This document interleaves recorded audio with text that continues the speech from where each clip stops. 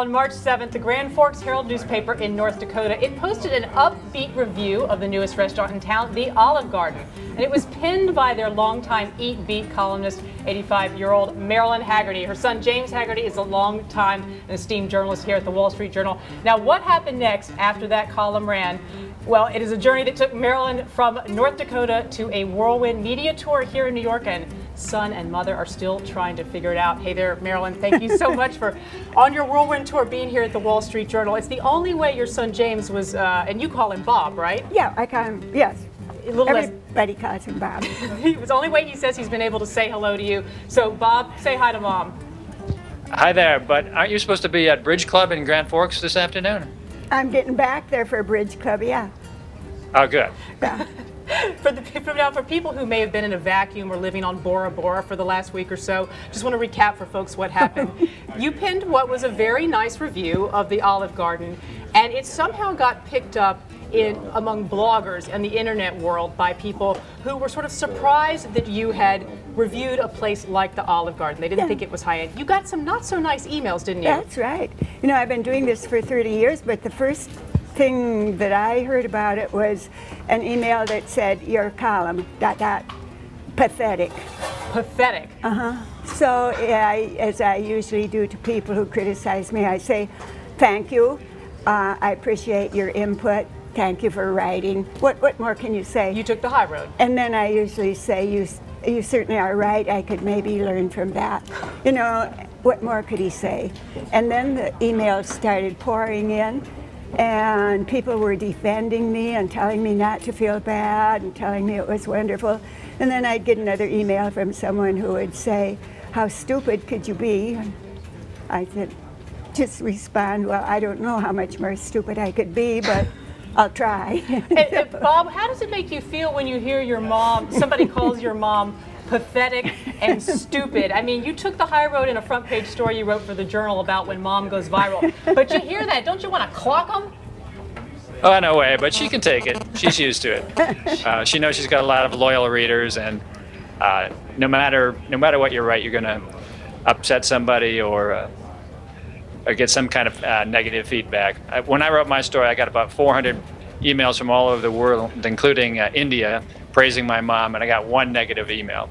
One negative email. And I think that is what's brought you here to New York, Marilyn, that there were so many people who didn't like that people were making fun of the fact. That's right. Right? So that's right. That's what got you here. People don't like people picking on an old lady who writes for a newspaper. And you're very tall. I saw that when we stood up. I wouldn't pick on you. I wouldn't do it. And Bob's very, very tall. Well, now, he wouldn't pick on me either. You all hear that out there. Now, Bob, when you wrote your front page story, I'm curious, you're a journalist. Your mom is a longtime journalist. Did you have to fact check with her? No, well, no, I just used my memories, and I didn't ask her for comment. Did you read the story? Yes, I read the story with awe. What did you think? I got to get this framed, you know, this is unbelievable. And I thought, is this for real? Is this for real? It does not seem. Well, you know, your grandchildren here were not really that impressed that you were on page 1 of the Wall Street Journal. But they were very impressed that there was a story about you on Comedy Central. Comedy Central, and that's not the only place. I mean, you've been on CBS, I think, Anderson Cooper, all over the place. Now, and I think you even went over to Brand X, that New York Times place. I'm not sure. They made you eat a hot dog. We'd give you better food here, Marilyn. What I'm curious about are the sites that like Gawker and Fark, some of these sites that wrote about you. Will you be reading them regularly now when you go back home to North Dakota because they made you famous in this bigger world? No, I won't. I read my emails, and I just don't read all that stuff. I don't have time for it. I don't go on Facebook. I do a little Twitter, but I just don't have time for that. I write my columns. I go play bridge. I go to all the sports events at the University of North Dakota. Life is too busy for me to worry about things like that. Don't you think that's maybe the bigger picture here, that one of the reasons people are so attracted to you is because you said, I really don't care what people think. I don't have time for that. Well, you know, when you get to be 85, if they're going to fire me, so be it. Now I have to ask you, where it all began was the Olive Garden, and you ate at an Olive Garden here in New York. How do you find that compared to the one that started this whole journey back in North Dakota? Well, actually we didn't get to the Olive Garden. No. Here there's so much has been happening and so many plans have changed. The Olive Garden in Grand Forks, North Dakota is brand new, and we waited for it. We waited years, and that was the big buzz all over town. The Olive Garden is coming. Finally they came in and they built a great big beautiful restaurant. I waited 6 or 7 weeks to go to write about it because I figure it takes that long for them to settle down. And then I went in the afternoon, and I went alone because in a way it's really easier. And To review alone.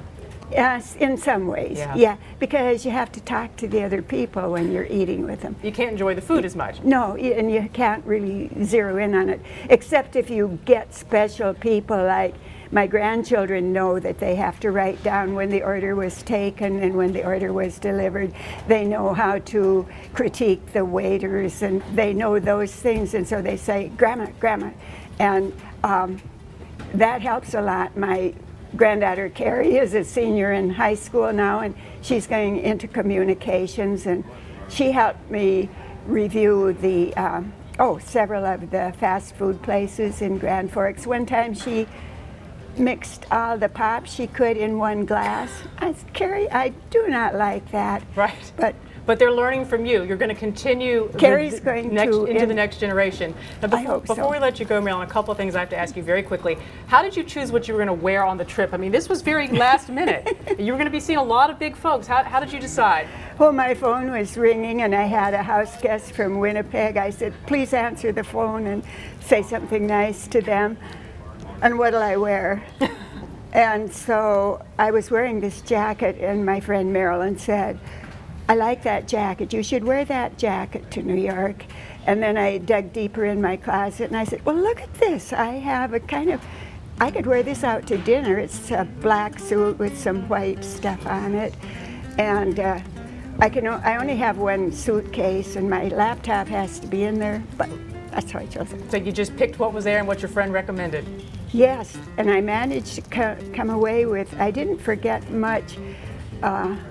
I'm doing okay. Usually I forget hairspray, or But you didn't this time. toothpaste, or, But you remembered this time. I was amazed I did so well. All right, we're going to get your parting words for America. And Bob, I want to actually, because you may not get to talk to your mom for a while because she's going to be very busy.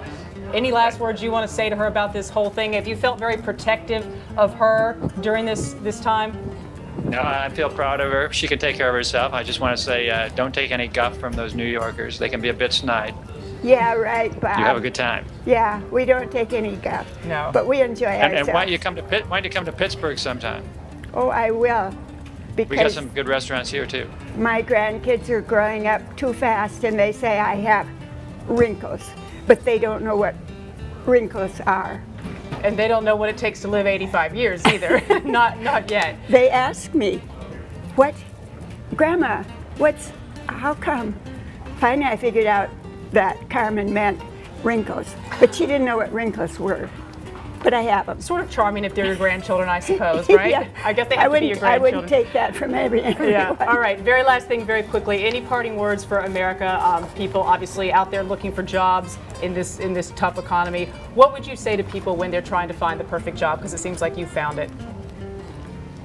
Well, I think you have to get some education, and when you get your education, you can't major in butterfly chasing. You have to major in something that you're sure is going to lead to a job, like get a business degree, get something that's marketable.